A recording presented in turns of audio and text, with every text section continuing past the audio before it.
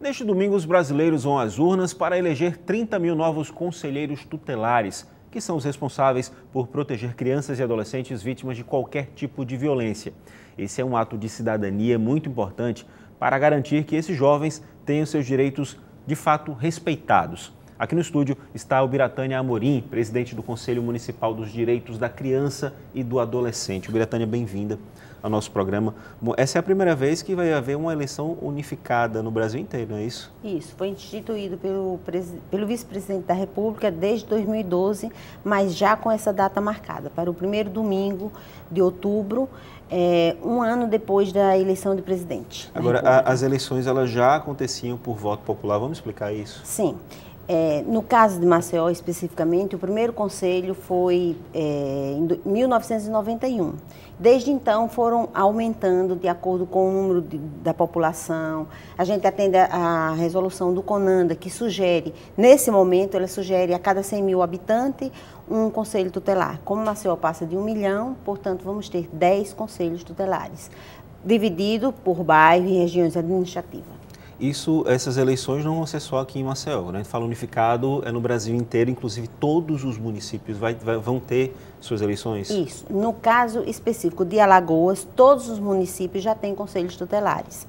Agora, eu não tenho o conhecimento das outras capitais, claro, mas a eleição é municipal, de fato. Acredito até que alguns municípios que, se por acaso não tenham, vão passar a ter, porque desde de 2012, a partir desse decreto, 12.696, que institui esse processo unificado, então eu acredito que os municípios devem ter se organizado para criar, quem não tinha.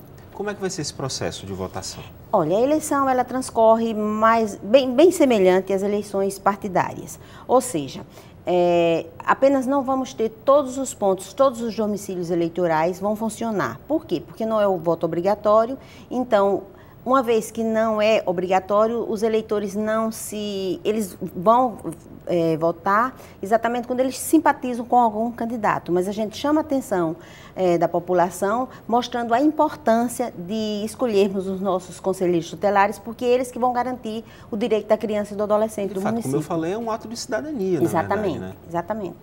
Agora, como é que, quando eu quero continuar essa questão do processo de votação, assim, é semelhante à votação partidária. Então, a pessoa precisa ter o título de eleitor, tem que estar em dia. Como é que é isso? Ele tem que estar em dia com a Justiça Eleitoral, né, maiores de 18 anos. No entanto, esse título tem que ter sido tirado até o mês de abril, porque aí é uma outra semelhança com a eleição partidária. Eu fiquei numa dúvida agora, maiores de 18 ou de 16? De 16 anos, 16, que tenha título de eleitor, que esteja regular com a Justiça Eleitoral. Porque às vezes a pessoa tira o título e não tem algum problema ou alguma irregularidade. Essa semana mesmo, no treinamento, a gente percebeu que tinham várias pessoas indo até os cartórios para regularizar. Então, eu chego lá com um documento oficial com foto, com meu título, eu posso escolher os conselheiros. Onde é que eu posso ter acesso aos candidatos, assim, a saber quem são, como é que eu vou fazer esse processo de escolha? Na página, no site da Prefeitura, né, na página da SEMAS, www.maceo.al.gov.br, todos os telespectadores poderão ter acesso, não só os candidatos por região, com o número e o nome, como ele é conhecido na região. Também é dada essa oportunidade para ele. E no dia da eleição também, nos pontos de votações, também lá no site vai ter os pontos de votação. Nos pontos de votação vamos ter o cuidado de colocar a foto com o número e o nome pelo qual ele é conhecido. Isso no site eu vou ter do estado inteiro, então? Não, você vai ter no site da Prefeitura de Maceió, só do município de Maceió, então, das 10 regiões administrativas. Como é que se dá essa divulgação dos outros municípios, assim? Então, ela é feita em nível local? Como é que funciona isso? Porque assim, nós atendemos não só o decreto federal, como as resoluções do CONANDA, mas é aberto para cada município trabalhar com a sua legislação local. Cada município trabalha da maneira que lhe for mais fácil ou mais tranquilo? Eu diria que atendendo à legislação local, porque também cada município tem a sua lei local e que está lá contemplado, não só o salário do conselheiro tutelar, como o horário de trabalho, como os encargos, porque assim, nessa nova legislação, Antes, a legislação não previa nem salário, nem gozo de férias, era assim, muito solta, deixava muito para a legislação local tomar conta. Agora, na federal, ela já preconiza algumas coisas e a legislação local dá outros ganhos também que ache que for pertinente à sua localidade. Por que eu toquei nesse assunto da questão da divulgação, inclusive perguntando em relação aos municípios? É porque a gente não vê muita divulgação a respeito disso. Isso acaba comprometendo no resultado do trabalho, por exemplo, do resultado final da escolha, quando o cidadão, por falta de conhecimento, muitas vezes, deixa de ir lá escolher o conselheiro? Olha, eu quero acreditar que não. Haja visto que o conselheiro tutelar, ele trabalha muito mais nas áreas de vulnerabilidade social do que propriamente, vamos dizer assim, nas partes mais... Como é que eu posso dizer? No local, na cidade onde onde não há vulnerabilidade social, é o local que ele é menos conhecido. Vamos responder assim. E uma vez que ele está fazendo a sua campanha já há um mês, eu acredito que ele já foi buscar nos locais. A legislação, ela preconiza o seguinte, que ele tem um trabalho com criança e adolescente. Exato. Então, se ele tem um trabalho com criança e adolescente e na localidade que ele mora, acredito que ele já foi buscar os seus votos com essa população. Já foi mostrar ali o trabalho que ele está fazendo. Eu creio que não deve estar prejudicado por conta disso. No entanto, eu sinto falta realmente que o governo federal estivesse fazendo chamadas na televisão, que pudesse estar sendo divulgado maior. Acredito eu que seria até mais interesse dele, uma vez que a decisão veio de cima para baixo, vamos dizer assim. Com certeza. E o grande público mesmo poder participar disso, ter conhecimento para poder participar. E poder participar desse ato de cidadania, um termo que eu já disse agora durante essa entrevista, eu acho importante reforçar, é um ato de cidadania. Sem dúvida. Você tá interferindo aí na escolha dos responsáveis por proteger e garantir direitos essenciais de crianças e adolescentes.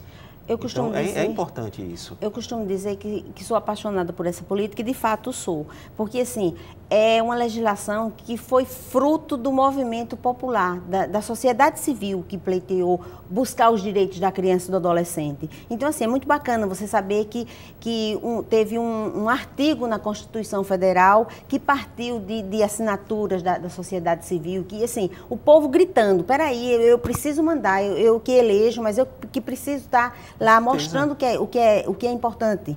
Foi quando garantiu o direito da criança e do adolescente.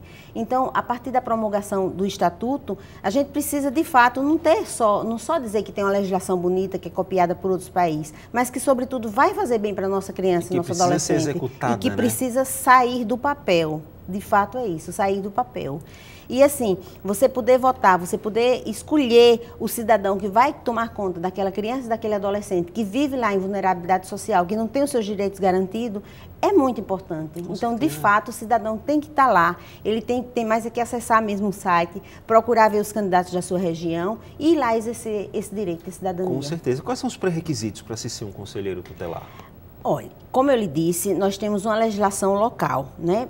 O Estatuto já diz que tem que ser um cidadão idôneo, ele vai lidar com criança e adolescente, né? Tem alguma preparação já, também, com certeza. Mas a nossa legislação local, através da Lei 6.378, que foi publicada em Diário Oficial no dia 7 de abril de 2015, ela estabelece: tem que ser um cidadão acima de 18 anos, ele tem que ter idoneidade moral, tem que morar na região administrativa há pelo menos um ano, fato esse que ele vai ser conhecido pela comunidade. Com certeza. Ele tem que trabalhar com criança e adolescente, já tem um trabalho com criança e adolescente. No entanto, em julho, essa lei já sofreu uma alteração, que estabeleceu também que se ele trabalha na instituição, a instituição tem que ser registrada no Conselho, até então, com a primeira lei do dia 7 de abril. Na alteração da lei, o que modificou foi que a instituição tivesse utilidade pública estadual ou municipal. Entendi. Mas é muito importante que ele já tenha tido um trabalho, porque até para ver se tem afinidade com a criança e adolescente. Com certeza, tem que ser um profissional preparado, né? Com certeza. Tem que ter o segundo grau também. E teve um outro pré-requisito, foi ser aprovado em uma prova. Depois que o Conselho ministrou um curso de capacitação de 30 horas, ele fez uma prova e teve que tirar a média 6. Perfeito. Então, para a gente finalizar nosso papo, vamos convidar para essa votação no domingo. Começa de que horas? Vai até que horas? Começa às 8 horas e vai até às 17 horas. 17 horas as escolas, que são os locais de votação, serão fechados, mas as pessoas que estiverem dentro da escola também terão o direito. Perfeito. Mais informações, entra lá no site da Prefeitura ou nos municípios, procura aí os conselhos. Que eu posso repetir? Com certeza, www.maceió.al.gov.br. É o site da Prefeitura, você vai no link das SEMAS e nas SEMAS vai ter toda a relação dos candidatos, o nome com o qual ele é conhecido na comunidade, que às vezes difere do nome de registro, e o número. Perfeito. E nos municípios, procura os conselhos tutelares para se informar também e fazer esse ato de cidadania tão importante. Com certeza. William, muito obrigado pela sua presença. Eu que agradeço, em nome do Conselho da Criança e do Adolescente. E a gente agradece a presença. Seja sempre bem-vinda. Bom, o Pauta Especial fica por aqui. A gente se vê na segunda-feira, 11h30 da manhã. Tem reprise 7 da noite. Para você, um ótimo fim de semana.